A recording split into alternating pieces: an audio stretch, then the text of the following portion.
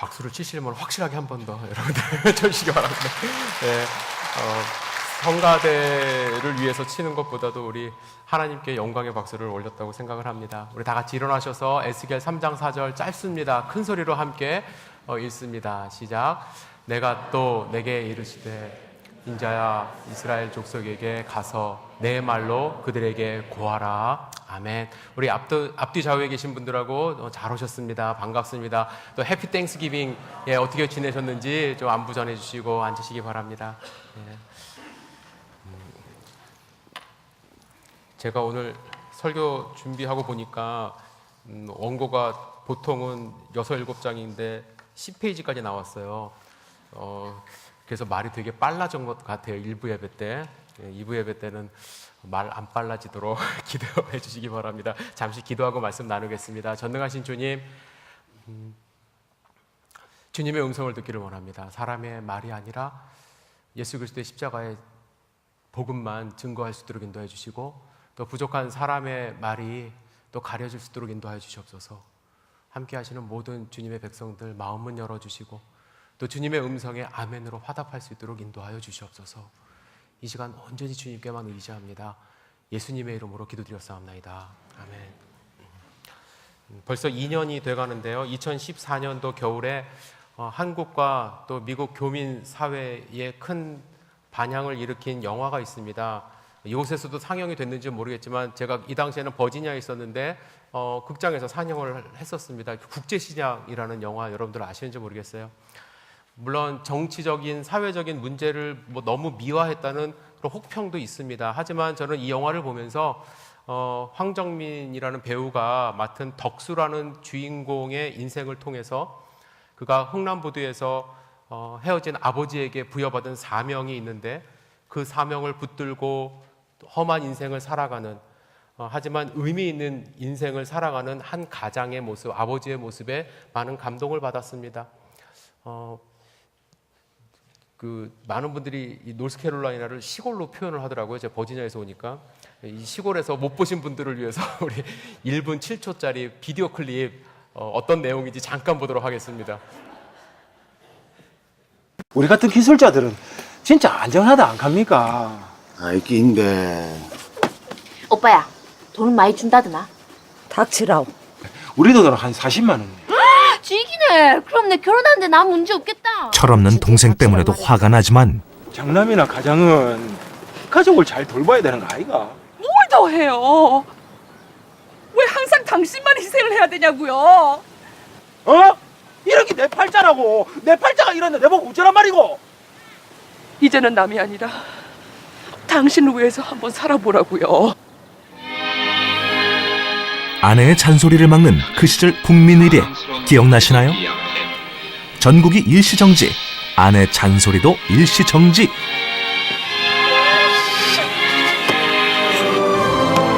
나를 희생하는 게 당연한 가장의 몫이라고 생각했던 그 시절의 덕수. 그는 우리들의 아버지를 참 많이 닮았습니다. 괜찮다.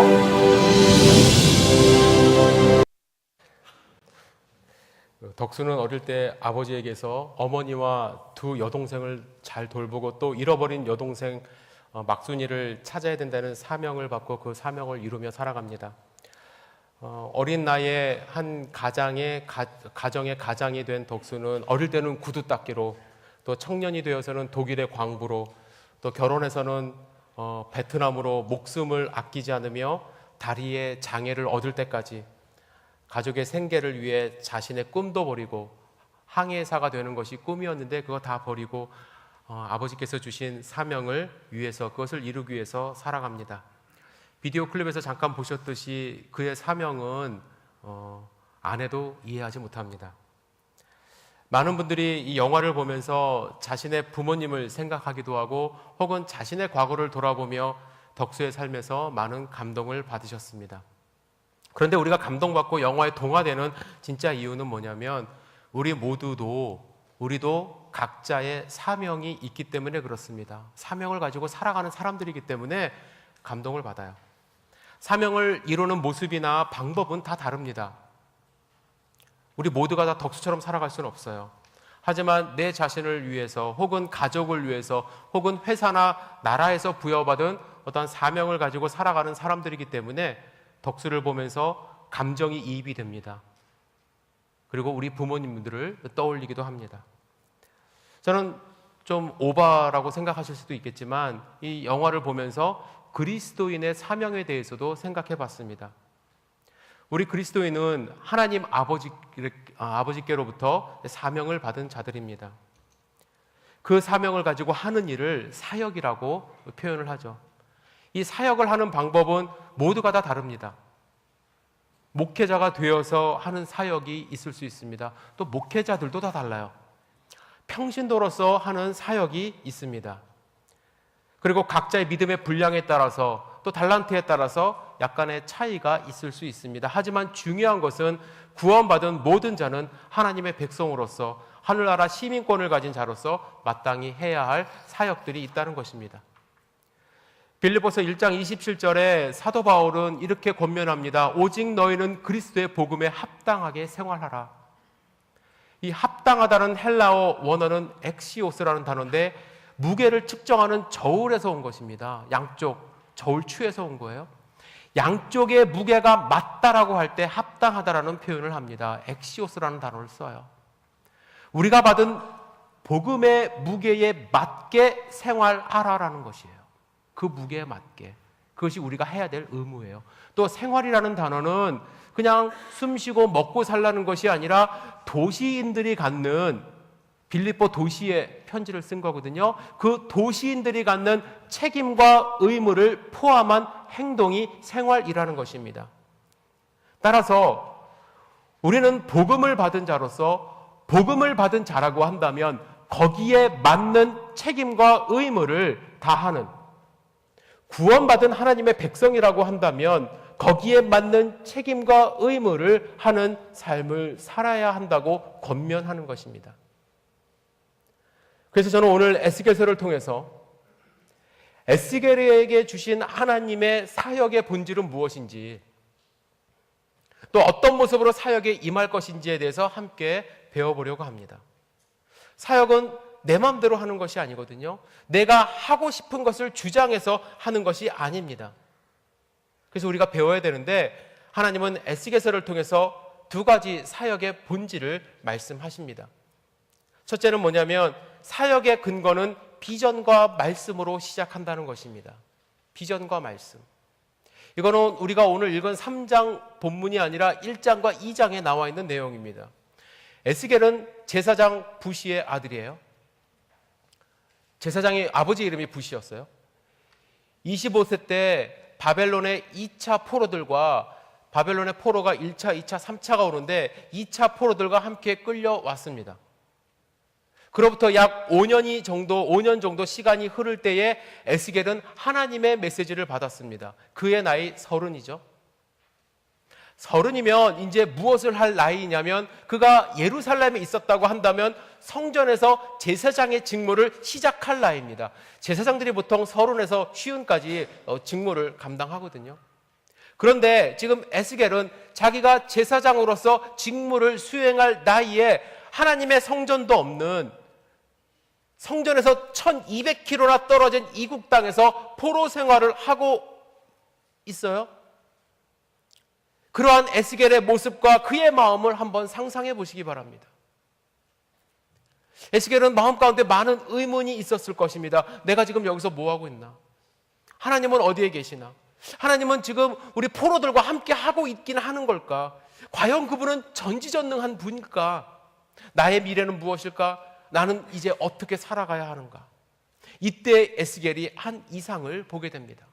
1장 1절입니다. 30째 해 넷째 달 초다스에 내가 그발 강가에 사로잡힌 중에서 있을 때 하늘이 열며 하나님의 모습이 내게 보이니, 힘든 포로 생활을 살아가던 날 하나님이 주신 이상을 보게 됩니다. 영어 성경 위에도 보시겠지만 NIV에는 그것을 비전으로 번역을 했어요. 하나님이 주신 비전을 보기 시작합니다. 에스겔의 사역의 시작은 하나님이 보여주신 비전으로부터 시작을 한 거예요. 에스겔이 본 세 가지 비전에 대해서 간략하게 말씀을 드리겠습니다. 첫 번째 비전은 무엇이냐면 내 생물에 대한 비전이에요. 내 생물. 이 내 생물이 무엇을 의미하는가 의견이 분분합니다. 하지만 한 유대인 랍비의 해석을 잠시 인용해 보도록 하겠습니다. 그의 글을 그냥 그대로 읽어 드릴게요. 내 생물은 어떤 형상의 생물입니까? 내 얼굴을 가진 생물입니다. 첫째 얼굴은 사람입니다. 다음은 사자입니다. 다음은 소입니다. 다음은 독수리입니다. 사람은 피조물 중에 가장 위대한 존재이고 사자는 들짐승 중 가장 위대한 존재이며 소는 가축 중에 가장 위대한 존재라고 할 수 있습니다. 또한 독수리는 모든 새 중에 가장 뛰어난 새입니다. 이 네 생물을 하나님이 부르시는 것을 보여주고 계십니다. 그것은 하나님이 이 모든 것을, 이 세상을 통치하신다는 사실에 대한 묘사가 아니겠습니까? 사람은 지능에서 뛰어납니다. 사자는 용기에서 뛰어납니다. 우리는 또한 힘으로써 봉사하는 소의 우직함을 기억하지 않을 수 없습니다. 독수리의 비상력을 또한 기억하지 않을 수 없습니다. 이 모든 것을 하나님이 사용하셔서 다스린다는 것을 보여주고 계십니다. 라고 해석을 했어요. 하지만 우리가 알아야 될 게 있어요. 이 랍비 해석은 상징적인 해석으로 끝납니다. 하지만 여러분들이 에스겔서를 읽다 보면은 단순히 하나님의 사역에 대한 상징적인 의미로만 이 해석이 끝나서는 안 된다는 걸 아실 거예요. 이 네 생물은 영적인 존재들의, 천사들의 있는 그 모습을 보여준 것이라고 할 수 있어요. 그냥 이상적인 것이 아니라 실제 존재하는 천사들의 모습이라는 거예요. 왜 그러냐면 10장 15절에 이런 말씀이 있습니다. 그룹들이 올라가니 그들은 내가 그발 강가에서 보던 생물이라.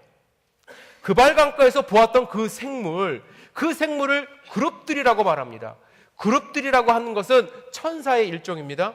그러니까 이것은 단순히 어떠한 이미지, 상징으로 끝나는 것이 아니라 사실적으로 존재하는 영적인 존재인 천사들, 즉 그들이 하는 놀라운 일들을 이야기하는 거예요.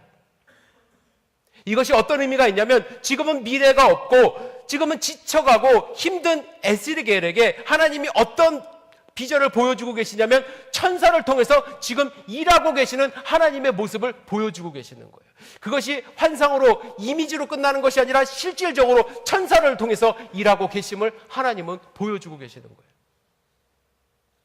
두 번째 비전은 수레바퀴의 비전이에요. 1장 15절에서 25절까지의 수레바퀴에 대한 여러 가지 설명이 나옵니다. 복잡하게 나오기 때문에 다 설명을 못 드리고 특징만 간단하게 말씀을 드리면 이 수레바퀴는 구름에서 내려오는데 땅에 연결되어 있다고, 땅에 있다고 말씀을 하십니다. 땅에서 굴러가는 바퀴예요. 하늘에서 내려와서 땅에 연결되어 굴러가는 바퀴의 모습은 무엇을 상징하느냐? 역사 속에서 일하시는 하나님을 상징한다는 거예요. 또 한 가지는 이 바퀴의 특징이 있는데 눈이 가득하다고 얘기를 합니다. 1장 18절에 보시면 하나님은 우리의 삶에서 일어나는 모든 일들을 감찰하시고 하나님은 땅에서 일을 하고 계시는 분이에요. 먼 곳에 그냥 계시는 분이 아니라 이 땅에서 진행되는 민족들의, 특히 유대 민족들의 사건 속에 직접 간섭하고 계시는 분임을 상징하고 있다는 거예요. 세 번째 비전은 뭐냐면 내 보좌에 대한 비전이에요. 보좌. 1장 26절에서 28절에 보좌에 대한 이야기가 나옵니다. 이 구절에서는 같아서 라이크라는 단어가 6번 등장을 하는데 주님의 보좌가 얼마나 영광스러운지 그대로 표현할 수가 없어서 그냥 뭐뭐 같다라고 표현을 했어요, 에스겔은. 그런데 여기서 중요한 것이 있습니다. 여기에 누가 앉아 있느냐라는 거예요. 누가 앉아 있느냐? 사람의 모양을 하신 분이 앉아 계시다고 이야기를 합니다. 여러분, 성삼위 하나님 가운데 육신을 가지고 계시는 하나님, 성육신 하신 하나님은 누구이십니까? 예수 그리스도 아니십니까? 예수님이에요. 결론적으로 여러분들 말씀을 드리자면 에스겔이 본 비전은 뭐냐? 성자 하나님이 보좌에 앉아서 역사 속에서 직접 우리를 감찰하시고 간섭하시고 천사를 부리시며 역사 속에서 하나님의 섭리를 펼치고 계신다는 것을 보여주고 있다는 거예요.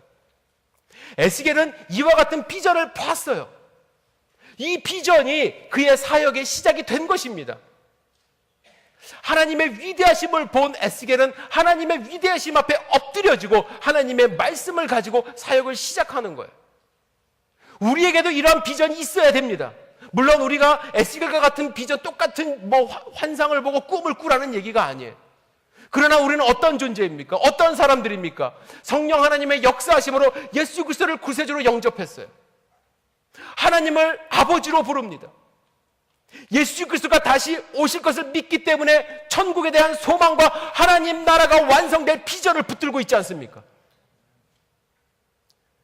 사도 바울이 죽기까지 그 사역을 감당한 이유가 무엇입니까? 하나님이 위에서 부른 부름의 상을 위해서 그 비전을 붙들고 달려갔기 때문에 가능한 거 아닙니까? 부활의 소망, 천국의 비전, 하나님의 영광에 대한 비전이 우리 가운데 있다면 우리도 사역을 시작해야 하는 것입니다. 하지만 이 비전만으로, 하나님이 주신 비전만으로, 천국에 대한 소망만으로 사역을 감당할 수는 없어요. 비전은 믿음과 확신을 주지만 무엇을 해야 된다는 정확한 방법을 제시하지는 않습니다. 그래서 하나님은 에스겔에게 비전과 함께 그가 사역할 도구인 말씀을 주세요. 말씀을 주시는 장면은 2장에 나와요. 2장부터 나와요. 2장 4절을 보시면 이렇게 말씀하십니다. 이 자손은 얼굴이 뻔뻔하고 마음이 굳은 자니라. 내가 너를 그들에게 보내노니 너는 그들에게 이르기를 주 여호와의 말씀이 이러하시다 하라. 주 여호와의 말씀이 이러하시다 하라 하면서 말씀을 주세요. 하나님은 에스겔에게 이 말씀을 주시면서 너 다른 것 하지 말고 내가 주는 말을 그대로 전하라고 하세요. 방법을 제시해 주세요. 그것이 에스겔의 사역의 근거가 되는 거예요. 우리는 하나님의 일을 하면서 자꾸 내 생각으로 사역할 때 있고 하나님의 말씀을 잘못 전할 때가 있어요. 그런데 하나님은 다른 것 하지 마라. 내 말씀 있는 그대로 전하라고 말씀하시면서 하나님은 에스겔에게 두루마리를 먹으라고 얘기하십니다. 그리고 먹은 두루마리를 이스라엘 족속에게 고하라고 명령하세요. 이 두루마리에게는 안팎에 글이 있어요. 근데 그 글에는, 두루마리에는 어떤 글이 있냐면 애가와 애곡과 재앙의 말, 심판의 말씀이 기록되어 있다라고 말씀합니다. 그리고 이 두루마리를 먹으라고 하세요. 뿐만 아니라 내 배에 넣고 내 창자에 채우라고 말씀을 하십니다. 그런데 두루마리를 먹은 에스겔의 반응이 참 신기해요. 에스겔이 뭐라고 합니까? 그것이 내 입에서 달기가 뭐 같다고요? 꿀 같더라. 두루마리를 입에 넣었을 때 달기가 꿀 같다라는 것은 어떤 의미가 있을까요? 꿀로 이렇게 만든 걸까요? 정말 두루마리에서 꿀 맛이 났을까요? 아마 재질은 양피지로 만들었을 거예요. 두루마리는 그 당시에 그걸 썼으니까. 하지만 뭐 재질이 중요한 것이 아니라 에스겔이 입에 넣자마자 꿀같이 느껴진 이유가 있다는 것을 아셔야 돼요. 그 이유는 뭐냐면 말씀에 대한 사모함이 있었다는 거예요. 얼마나 말씀을 사모하고 있었으면, 혹은 말씀에 대해서 얼마나 배고픔을 느꼈으면 그 두루마리를 먹을 때 꿀처럼 단맛을 경험했을까요? 가장 맛있는 음식 먹는 방법, 음식을 맛있게 먹는 방법 뭔지 아시죠? 배고플 때 먹는 거잖아요. 그죠? 다 꿀맛 같잖아요. 여러분, 하나님의 말씀이 내 입에서 꿀처럼 단 그 경험을 하고 계십니까? 그것이 우리 사역의 근거가 되어야 된다는 거예요. 말씀에 대한 사모함, 말씀을 평가하고 판단하고 그러는 것이 아니라 정말 하나님이 주신 그 말씀에 대한 사모함, 기대함이 우리 가운데 있어야 된다는 거예요. 에스겔은 말씀을 입에서만 달게 느껴진 것이 아니라 그것을 뱃속에, 창자에 채웠어요. 말씀을 뱃속에 채운다는 것은 무슨 의미가 있냐면 말씀을 곱게 씹어서 소화시킨다는 의미가 있어요. 문단의 의미를, 문장의 의미를, 단어의 의미를, 전체적인 의미를 곰곰이 생각하며 말씀을 씹는 거예요. 그것을 내 것으로 받아들인다는 거예요. 그냥 꿀꺽 삼키는 것이 아니에요. 이 책을 먹으라라는 저자가, 이 책을 먹으라라는 책이 있는데 유진 피터슨은 이렇게 말합니다. 그 텍스트를 우리 근육과 뼈, 산소를 만드는 폐와 피를 펌프질하는 심장에 받아들이는 것을 의미한다. 내 뼈와 내 피와 세포에 하나님의 말씀을 공급하는 거예요. 이렇게 하나님의 말씀을 받아들일 때 축복의 말씀, 정말 좋은 말씀뿐만 아니라 심판의 말씀조차도 하나님의 의도하심을 이해하게 되고 그 안에서 하나님의 섭리와 사랑을 경험하기 때문에 그 말씀을 근거로 사역할 수 있게 되는 것입니다. 우리 사역에 근거가 있어야 돼요. 그냥 내가 좋아서, 내가 기분 좋아서 일을 하는 것이 사역이 아니라는 거예요.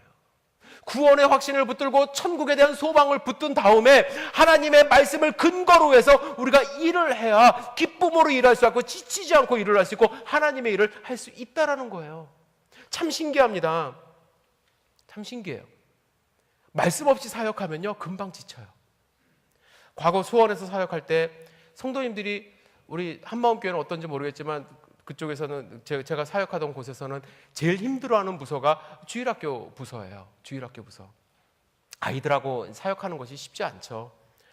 특히 제가 딱 부임했을 때는 어떠한 상황이냐면 1, 2부 예배를 드릴 수가 없는 상황이었어요. 나눠서 드릴 수가. 우리는 1부 예배에 선생님들이 오셔서 다 예배하시고, 그리고 2부 시간에 우리 주일학교를 섬기시는데, 선생님들이 참석할 수 있는 예배가 없어서 선생님들이 많이 지쳐하고 계셨습니다.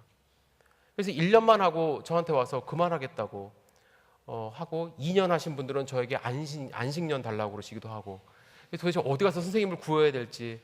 그래서 기도하는 가운데 선생님 예배를 따로 드리기 시작했어요. 선생님들만 따로. 그때는 선생님들이 요구해서 그 요구에 반응하는 의미로 사역을 시작을 했는데, 그래서 그 예배가 얼마나 소중한지 저도 잘 몰랐는데 10년 후를 보니까 알겠어요. 10년 동안 그 선생님들이 같이 왔더라고요, 저하고. 물론 이사 가서 내려놓으신 분들도 계시지만 많은 분들이 끝까지 사역을 하시더라고요. 말씀 없이, 예배 없이 사역하면 당연히 지칠 수밖에 없습니다. 하지만 힘들어도 말씀을 붙들고 말씀을 내 안에 섭취를 하고 비전을 확인하면서 사역하면 여러분들 기쁜 마음으로 건강하게 사역할 수가 있어요. 그것이 우리의 근거가 되어야만 합니다. 근거가 되어야 돼요. 사역의 근거는 비전과 말씀이에요. 이거 붙들고 가셔야만 합니다. 두 번째 사역의 본질이 있어요. 이것은 뭐냐면 순종입니다. 순종, 절대적인 순종. 에스겔서를 통해서 하나님이 우리에게 사역의 본질에 대해서 말씀하시는데, 사역은 절대적인 순종으로 시작한다는 거예요. 사역의 근거가 비전과 말씀이라고 한다면 사역하는 모습은 순종이에요. 내가 하고 싶어서, 내가 하고 싶은 것, 그것이 하는 것이 아니라 하나님이 하라고 하는 것, 필요한 곳에서 하나님의 말씀을 붙들고 하는 것이 사역이라는 것입니다. 여러분들 함께 좀 지금 약간 졸릴 시간이니까 한번 따라해 보시기 바랍니다. 사역은 순종이다. 네, 사역은 순종이에요. 순종입니다. 3장 17절에 보면 하나님은 에스겔에게 특별한 임무를 주십니다. 파수꾼이라는 임무예요. 파수꾼은 차파라는 단어로 망보다, 먼 곳을 응시하다, 자세히 보다라는 의미를 가진 그 동사에서 유래했습니다. 그래서 파수꾼이 하는 일은 뭐냐면 망대에 서서 적군의 공격, 다가오는 위험을 감지하고 사람들에게 막 깨워서 알리는, 위험에 대처하는, 경고하는 임무를 받은 자들이에요. 그래서 하나님이 이렇게 명령하십니다. 인자야, 내가 너를 이스라엘 족속의 파수꾼으로 세웠으니 너는 내 입의 말을 듣고 나를 대신하여 그들을 깨우치라. 나를 대신하여 그들을 깨우치라. 깨우쳐야 될 사람이 순종하지 않으면 어떻게 되겠어요? 하나님의 일을 하는 사람은 하나님의 말씀을 듣고 하나님을 대신해서 깨우는 사람들이에요. 그래서 요구되어지는 것이 순종입니다. 이 순종의 모습에는 세 가지로 나눠서 말씀드릴 수가 있어요. 첫째는 뭐냐면 결과를 의식하지 말고 책임을 다하는 순종이어야 해요. 파수꾼이긴 파수꾼인데 결과까지도 하나님이 책임지라고 말씀은 안 하셨어요. 하나님은 유다 백성이 하나님의 음성을 듣지 않을 것을 아셨거든요.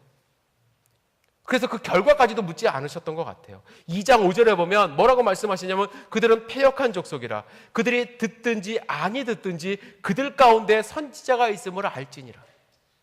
하나님은 아셨어요. 안 들을 거라는 거. 3장 7절에 보면 그러나 이스라엘 족속은 이마가 굳고 마음이 굳어 내 말을 듣고자 아니하리니 이는 내 말을 듣고자 아니함이라. 그들이 더 이상 내 말을 안 듣는다는 거 하나님이 아셨어요. 어떻게 보면 이 파수꾼의 역할이 별로 의미가 없는 것처럼 보입니다. 하지만 하나님은 그들이 듣든지 듣지 아니하든지 파수꾼으로 서기를 원하셨어요. 우리가 주님의 일을 한다는 것은 어떠한 상황에서도 주님께 순종한다는 것을 의미합니다. 반드시 좋은 결과를 목적으로 해서는 안 됩니다. 좋은 결과가 일어나면 당연히 좋죠. 하지만 그 자체가 목적이 되어서는 안 된다는 거예요. 또는 사람들의 좋은 반응을 얻기 위해서, 인기를 얻기 위해서 사역을 하는 것도 안 된다는 거예요. 그 당시에 사람들의 인기가 있었고 권력을 잡았던 선지자들이 있었어요. 애국가 손잡으면 된다는 거짓 선지자도 있었고 2년만 고생하면 다시 돌아올 수 있다고 외치는 선지자도 있었습니다. 반면에 예레미야는 70년을 얘기했어요. 70년 있다 돌아온다. 그래서 감옥에 갇혔어요. 에스겔은 여러분들이 이제 앞으로 읽으시겠지만, 읽으셔야만 하지만 에스겔은 참 많은 고난을 당했습니다. 심판을 이야기하기 때문에. 그러면 결과가 좋아야 되는데 그 좋은 결과까지도 모른다라는 거예요, 지금.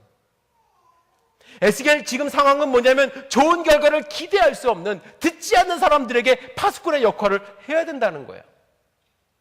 좋은 반응을 얻을 수 없는 일을 하도록 하나님께 소명을 받았다라는 거예요. 만일 여러분들에게 어떤 일이 맡겨졌다고 생각해 보세요. 내가 지금 사역을 하는데 별로 결과가 매번 좋지 않아요. 소득이 없어요. 그렇다면 우리에게 찾아오는 의문점이 있습니다. 내가 이 일을 계속 해야만 하는가? 내가 이러한 일을 하나님이 나에게 맡기셨는데 내가 지속해서 과연 순종할 수 있는가? 이때 우리에게 필요한 마음의 동기가 있어야 돼요. 그것은 무엇이냐면 하나님께 순종하는 것이기 때문에 해야 된다는 거예요. 이러한 동기가 없이는 하나님의 일을 지속할 수가 없어요. 지금 이 시간에 베이비실에서, 영화실에서 아기를 안고 계시는 분들이 계세요. 대학생들도 있고 어르신분들도 있고. 어떤 좋은 결과를 기대하면서 그 사역을 하실까요? 그 아이들이 나중에 알아나 볼까요? 기도하는 마음으로 아기를 보시는 분들이 있어요. 뿐만 아니라 곳곳에서, 주차하시는 분 마찬가지고 곳곳에서 하나님이, 특별히 사람들도 나를 못 알아보고 정말로 좋은 결과가 일어날지 모르는 그런 상황에서 우리가 하는 이유는 뭐예요? 하나님이 하시라고 했으니까. 순종하는 마음으로 하는 거 아닙니까? 중동 지방에서 선교사로 사역한다는 것, 목숨을 내놓고 하는 것일 뿐만 아니라 10년 이상 사역을 해도 한 명도 전도하지 못한 경우도 있어요. 그렇게 힘들다는 얘기예요. 그런데 그런 선교사님이 만약에 우리 교회에 와서 선교 보고를 한다고 여러분들 생각해 보세요. 아마 우리들 마음 가운데는 언제까지 후원을 해야 되나 심각하게 고민할 수도 있어요. 하지만 우리가 분명히 알아야 될 것이 있어요. 선교사님은 우리가 감히 판단하지 못할 위대한 소명의식을 갖고 가셨다라는 거예요. 긍정적인 결과를 얻지 못할 것을 알면서도 하나님이 그곳에 보내셨기 때문에 그 사실 하나 때문에 주님께 순종하기 위해서 거기서 죽는 그날까지 끝까지 복음의 메시지를 증거하려고 노력하고 계신다는 거예요. 복음의 메시지를 증거하지도 못하고 끝나시는 분들도 많거든요. 너무 힘들고 감히 목숨을 내놓는 일이기 때문에. 끝까지 순종하는 파수꾼이 되는 것, 그것이 하나님의 일을 하는 자들의 모습이라고 저는 확신합니다. 두 번째, 순종은 어떤 모습으로 하는 거냐면 고난을 각오하면서 하는 거예요. 고난을 각오하면서. 결과에 집착하지 말고 하나님이 하라고 하시는 것, 거기까지는 좋은데 에스겔은 순종하면서 어떠한 일도 받냐면 오히려 박해받고요, 반대를 많이 받아요. 어려움도 경험해요. 하나님께 순종하면 돈은 벌지 못하더라도 최소한 명예를 얻을 수도 있고 인기를 얻을 수도 있고 인정을 받든지 해야 하는 거 아닙니까? 라고 반문할 수 있어요. 그런데 아니더라고요. 사역은 오히려 고난을 불러올 때가 많이 있어요. 오해받을 때도 있고요, 아플 때도 있어요. 하지만 분명한 사실이 있습니다. 그럴 때 하나님이 함께 하세요. 그 이후로 우리는 할 수밖에, 그 이후로 우리는 하는 거예요. 하나님께서 그와 동행하시며 그에게 능력을 부여하시고 고난을 견딜 수 있도록 함께 하시는 경험을 하는 것이 순종하는 자의 모습이에요. 12절 함께 읽겠습니다. 12절입니다. 시작. 때에 주의 영이 나를 들어올리시는데 내가 내 뒤에서 크게 울리는 소리를 들으니 찬송할지어다. 여호와의 영광이 그의 처소로부터 나오는도다 하니. 자, 14절 또 읽겠습니다. 14절입니다. 시작. 주의 영이 나를 들어올려 데리고 가시는데 내가 근심하고 분한 마음으로 가니 여호와의 권능이 힘있게 나를 감동시키시더라. 여러분, 순종하는 자에게는 편안이 없어요.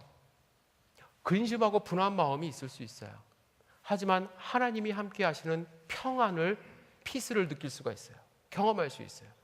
순종하는 자들에게는 세상에서 인기 우리 못 얻을 수 있어요. 하지만 하나님의 감동을 받을 수가 있어요. 우리는 고난을 받을 수 있습니다. 시기 질투 받을 수 있습니다. 육체적인 한계를 느낄 수도 있습니다. 아무도 도와주는 사람 없는 것 같은 외로움을 느낄 수도 있습니다. 섭섭한 마음에 포기할 수도 있습니다. 그러나 그 순간 하나님이 여러분을 들어 올려주실 거예요. 성령의 위로하심과 성령의 도우심으로 우리는 그 권능의 힘으로 다시 일어나서 하나님의 일을 할 수 있는 것이 순종하는 자의 모습입니다. 그렇다고 한다면 우리가 받을 고난도 각오하셔야만 합니다. 마지막으로 말씀드리겠습니다. 순종은 어떤 것이냐? 하나님을 의지하면서 하는 거예요. 하나님을 의지하면서 하는 거. 하나님을 의지하러. 죄송한데 제가 좀 더워요. 여기 저만 더운지 모르겠는데 이거 히터가 돌아가고 있으면 좀 꺼주셔도 될 것 같아요. 예. 예. 순종은 하나님을 의지하면서 하는 거예요. 하나님의 일을 하면서 가장 큰 위험이 있다고 한다면 어떤 위험이 있냐면 외부에서 누군가 나를 공격하는 것보다 사실은 내 자신에서부터 오는 위험이 좀 심각하거든요. 특별히 내 자신을 의지하면서 할 때가 많이 있어요. 내 생각을 의지하면서 할 때가 있어요. 사역을 시작할 때는 하나님의 뜻을 구하면서 기도 열심히 하면서 했는데 어느 순간부터 내 힘, 내 지혜로 하나님의 일을 하고 싶어 할 경우가 있다라는 거예요. 이러한 인간의 속성을 아신 하나님은 이 에스겔에게 이상한 일을 하셨어요. 3장 25절에서 26절에 보면 이런 말씀이 있습니다. 너 인자야 보라, 무리가 내 위에 줄을 놓아 너를 동여매리니 내가 그들 가운데서 나오지 못할 것이라. 내가 내 혀를 내 입천장에 붙게 하여 내가 말 못하는 자가 되어 그들을 꾸짖는 자가 되지 못하게 하려니 그들은 패역한 족속임이라 하셨습니다. 하나님이 이스라엘을, 에스겔을 부르셨잖아요. 그리고 델아비브에 가게 하셨어요. 두루마리를 먹게 하셨어요. 하나님을 듣게 하셨어요. 전하게 하셨어요. 그런데 정작 전하고 싶을 때 입을 막아버리셨어요. 그들이 동아줄로 자기를 묶을 때 그 순간에 얼마나 하고 싶은 이야기가 있겠어요. 하나님의 심판의 말씀, 저주의 말씀을 막 부어붓고 싶을 텐데 하나님은 그 순간에 입을 막아버리셨어요. 왜 그랬을까요? 저는 하나님이 왜 그렇게 하셨는지 과거에는 이해 못했어요. 그런데 사역을 하고 설교를 하고 성경 공부를 진행하면서 깨닫는 것은 무엇이냐면 스스로 말을 통제하는 것이 참 어렵다는 것을 깨닫게 하십니다. 하지 말아야 될 말을 하고 해야 될 말은 하지 못하고 감정에 휩쓸린 말하고 하나님의 말이라고 하면서 내 뜻을 전할 충동을 느낄 때가 있다라는 거예요. 에스겔은 어떤 심정이겠습니까? 하나님께 비전도 받았어요. 말씀도 먹었어요. 그럼 하루속길 그들에게 달려가 자기가 하고 싶은 말 막 쏟아내고 싶은 심정이 있었을 거예요. 그런데 하나님은 그를 훈련시키세요. 이 훈련은 철저히 하나님을 의지하게 하는 것입니다. 27절에 보면 그러나 내가 너와 말할 때에 내 입을 열리니, 하나님이 함께해서 하나님이 말할 때에 그의 입이 열리겠다고 말씀하십니다. 계속 말을 못하게 하신 것이 아니라 하나님이 함께할 때, 하나님을 의지할 때, 하나님의 말씀을 선포할 때 열 수 있게 하신다라는 거예요. 우리에게도 이런 훈련이 필요하다고 생각합니다. 하나님께 순종하는 것은 하나님을 의지하며 하나님의 말씀만을 증거하겠다는 훈련이 필요한 거죠. 그것이 순종의 본질이라는 거예요. 순종하는 척하면서 내 말을 하는 경우가 참 많이 있죠. 하나님의 말씀을 전하는 척하면서 내 의지를 거기다가 담는 경우가 많이 있어요. 하지만 하나님의 일을 하시는 분들, 여러분들 평신도로서 사역하시는 우리 모든 성도님들은 하나님의 말씀만 선포하고 전하려고 하는 훈련이 필요하다는 것을 말씀하십니다.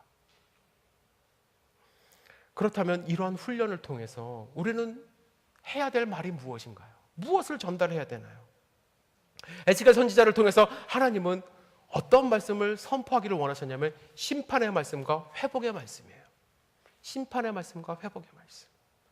에스겔서 전반부를 보시면 심판의 말씀이 많고요. 후반부로 가시면은 회복의 말씀이 많으세요. 그 말씀을 주셨어요. 그렇다면 우리 입에서 나와야 되는 하나님의 말씀은 하나님을 의지함으로써 우리가 해야 될 말은 무엇이냐면 예수 믿으면 구원받고 예수 믿지 않으면 심판받는다는 복음의 말이에요. 여러분들 입에서 나와야 되는 것은 다른 이야기가 아니라 예수 믿으면 구원받고 예수 믿지 않으면 심판받는다는 복음의 말을 증거할 수 있어야만 합니다. 여러분, 한마음교회 오셔서 제일 처음 들으시는 질문이 뭐예요? 새교육 받으실 때, 새신자 교육 받으실 때 예수님 아세요? 예수님 믿으세요? 저도 질문 받았어요. 다 받으세요. 왜? 그게 하나님이 하라고 하시는 말씀이니까. 목사님을 통해서 하나님이 하라고 하시는 말씀이니까 그 말씀에 순종해서 복음을 증거하시는 거예요. 만일 여러분들이 그 질문에 예라고 대답하셨다면, 혹은 여러분들이 살면서 하나님의 말씀을 받아들이고 예라는 말씀으로 하나님 앞에 순종하는 모습으로 서기를 원하셨다면 여러분도 만나는 사람에게 예수님을 증거할 수 있어야만 합니다. 그것이 우리에게 주신 사명이에요. 사명이에요. 여러분들에게 피켓을 들고 뭐 예수천당 불신지옥 하면서 이게 돌아다니는 얘기가 아니에요. 구역 모임에서 정말 세상적인 이야기 할 수도 있어요. 우리의 삶의 이야기 할 수 있어요. 그러나 결론은 예수 구원으로 끝나셔야 돼요. 그것만 하고 끝나시면 안 돼요. 여러분들 각종 모임을 통해서, 여러분들 가족 모임을 통해서 여러 가지 이야기를 하실 수 있습니다. 하지만 여러분들이 받은 그 구원의 말씀을, 복음을 증거할 수 있는 훈련이 필요해요. 요한복음 3장 16절부터 18절 여러분들 마음속에 새기셨으면 좋겠어요. 우리 함께 읽겠습니다. 시작. 하나님이 세상을 이처럼 사랑하사 독생자를 주셨으니 이는 그를 믿는 자마다 멸망하지 않고 영생을 얻게 하려 하심이라. 하나님이 그 아들을 세상에 보내신 것은 세상을 심판하러 하심이 아니요 그로 말미암아 세상이 구원을 받게 하려 하심이라. 그를 믿는 자는 심판을 받지 아니하는 것이요 믿지 아니하는 자는 하나님의 독생자의 이름을 믿지 아니함으로 벌써 심판을 받은 것이니라. 구원과 심판의 말씀이 다 들어있어요. 여러분들이 복음을 받으셨다고 한다면, 여러분들이 비전을 받으셨다고 한다면, 천국에 대한 소망이 있다고 한다면 하나님의 복음의 말씀을 누구에겐가는, 여러분들의 자녀에게라도 꼭 이 말씀을 증거해 주시기를 주님의 이름으로 축복합니다. 그것이 우리가 가져야 될 모습이에요. 여러분들 혹시 최춘선 할아버지 아시는지 모르겠어요. 최춘선 할아버지 한 10년 전에 나온 책인데요. 김우연이라는 이게 방송 PD가 지은 책이고, 저 책의 뒤에 보면 DVD가 같이 들어 있습니다. 가난한 자는 복이 있나니, 우리 도서관에도 있어요. 한번 보시면 좋을 것 같아요. 그리고 유튜브에 찾아보시면 동영상이 많이 올라와 있습니다. 이분은 30년을 넘게, 뭐 하루 이틀 3년 4년이 아니라 30년을 넘게 맨발로 추운 겨울에도 서울의 지하철 곳곳을 다니며 복음을 증거하고 남북 통일을 외치신 분이에요. 김포에서 목회할 때 병을 얻어서 죽을 뻔한 사람을 정말 하나님이 고쳐주셨는데 그 은혜가 너무나도 크고 놀라워서 통일이 되는 그날까지 통일을 맨발로 다니시기로 작정을 하셨어요. 그리고 예수님을 닮고자 해서 모든 것을 내 거라 하지 않고, 가진 것 내 거라 하지 않고 다 나눠주시고, 이 거짓된 세상에 순수한 복음만을 외치며 침례 요한의 그 광야에서 외치는 자의 삶을 사시다가 가족들도 모르게 돌아가신 분입니다. 그를 가까이서 본 분도 이 중에 있을 수도 있어요. 서울에 계셨으면 가까이 가기를 꺼려하죠. 저런 모습으로 예수님 복음 증거하시면. 주변 사람들은 그를 그저 미친 할아버지로 생각을 했어요. 하지만 최춘선 할아버지는 결코 미친 광인이 아니었습니다. 김구 선생님과 함께 독립을 위해서 투쟁했던 독립운동가예요. 그래서 지금 대전의 현충원에 안치되어 계세요. 와세대 대학의 유학생으로 5개 국어를 하십니다. 성경을 관통하며 하나님의 말씀을 깨우친 목사님이세요. 또 아까 제가 모든 자기의 그 재산을 나눠줬다고 했는데 없는 재산 나눠진 게 아니라 이분의 아버님은 중국과 큰 무역을 해갖고 김포 일대 5만 평 이상의 땅을 소유했던 거부였습니다. 그걸 다 나눠주셨어요. 하지만 목사님은 하나님의 부르심을 받았어요. 부르심을. 콜링을 받으셨어요. 하나님이 부르셨고 하나님의 일을 하도록 사명을 주셨어요. 목사님은 하루하루 그 사명을 순종함으로 그냥 감당하실 뿐이에요. 세상 사람들은 몰라줍니다. 꼭 저렇게 전도해야 되나? 꼭 저렇게 다녀야 되나? 맨발로 다녀야 되나? 가족도 몰라줍니다. 가족도 이해를 못하죠. 하지만 묵묵히 자기 이야기 하지 않아요. 나중에 다 밝혀진 거지 자기 이야기 떠들면서 하지 않아요. 저걸 촬영하신 감독도 저분이 목사님이라는 것도 몰랐고 독립운동가라는 것도 몰랐고 나중에 다 밝혀진 거예요. 단지 그냥 하나님이 주신 그날의 말씀만, 예수 천당만 외치며 하루하루 그렇게 살아가신 거예요. 최춘선 목사님이 이렇게 사신 이유는 한마디로 말해서 그는 비전을 받기 때문에 그렇습니다. 그리고 말씀을 받았기 때문에 그래요. 그가 본 것은 그가 본 것과 그가 안 것이 그의 삶의 모습을 결정한 거예요. 그래서 그는 끝까지 저 장면을 촬영하는 PD에게 이야기합니다. 충성은 열매 가운데 하나요. 그 말만 하고 사라집니다. 충성은 열매 가운데 하나요. 그 말만 하고 사라져요. 충성은 열매 가운데 하나요.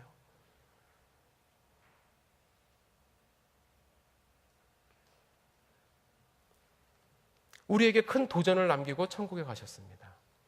우리가 에스겔처럼 살 수 없듯이 저분과 같은 모습으로 살 수 없습니다. 하지만 우리가 닮아야 될 것이 있어요. 충성하는 마음, 순종하는 모습입니다. 하나님이 여러분들 각자에게 주신 소명이 있고 또 사역이 있습니다. 그렇다고 한다면 여러분들의 손과 발과 입술을 통해서 주변 사람들에게 그리스도의 복음, 예수 천당, 불신 지옥이 증거되는 그 사역을 감당하셔야 돼요. 여러분들의 모습으로.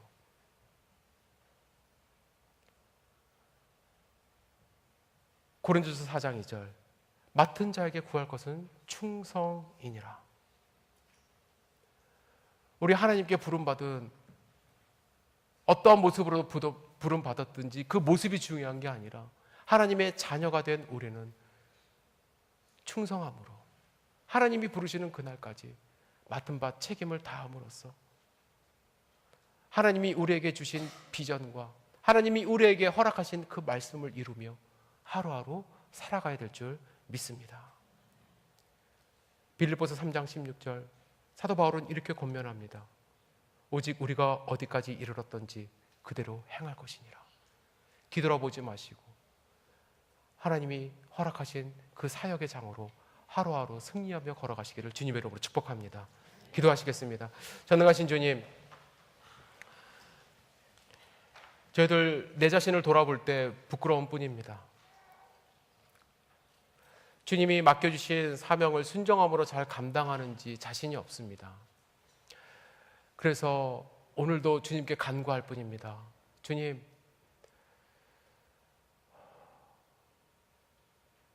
주님의 권능의 힘으로 우리를 붙들어 주시옵소서. 주님이 주신 비전과 주님이 주신 말씀을 근거 삼아 살아갈 수 있도록 인도하여 주시옵소서. 주님이 부르시는 그날까지 내 것을 내 거라 하지 아니하고 주님이 주신 사명을 잘 감당하는 귀한 하나님의 아들, 딸 될 수 있도록 인도하여 주시옵소서. 우리 한마음교회 성도님들 곳곳에서 보이지 않는 곳에서 정말 수년 동안 하나님이 허락하신 사역을 감당하고 계십니다.